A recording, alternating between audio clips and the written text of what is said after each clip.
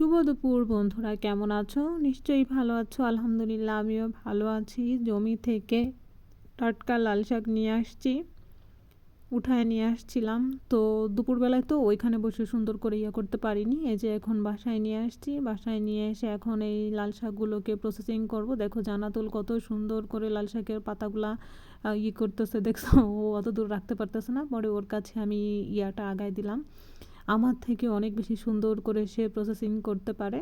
দেখো, শুধু দেখো, মাশাআল্লাহ। মামুনির জন্য একটু দোয়া করবা যে আল্লাহ তাআলা যেন ওকে সুস্থতা দান করে, মানে সব সময় যেন সুস্থ থাকে, আর যে মানুষের মতো মানুষ হতে পারে। এদিকে ফাইজান নিবে আরেকটা, ফাইজানের দিকে আরেকটা ছুঁড়ে মারছি, ফাইজান ওটা নিয়ে খুব খুশি আছে।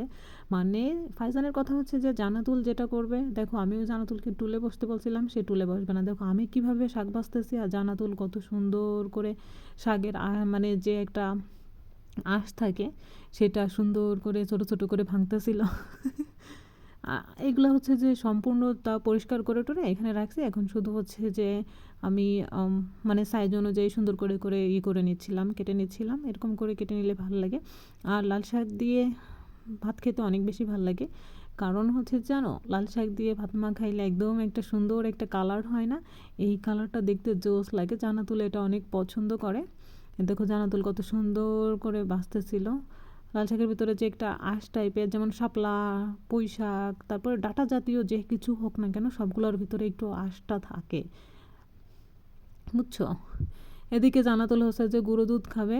আম্মুরে বলতেছিল না তুমি গুঁড়ো দুধ এনে দাও। পরে আম্মু যে ওকে থালে গুঁড়ো দুধ এনে দিয়েছে, ও খাচ্ছিল। আমি বললাম যে এখানে টুলের পর বসে বসে তারপরে খাও, বুঝছো? তারপরে ও খাচ্ছিল।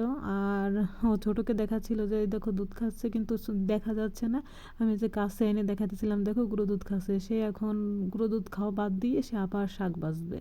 মানে কি বলবো আর বলো। আমি ওই যে আরেকটা ওকে দিচ্ছিলাম, ও এটা বাছতেছিল। ও শাক বাছা অনেক বেশি পছন্দ। মানে ছোটো মানুষ যে কী করে জানো, অনুকরণ করতে পছন্দ করে।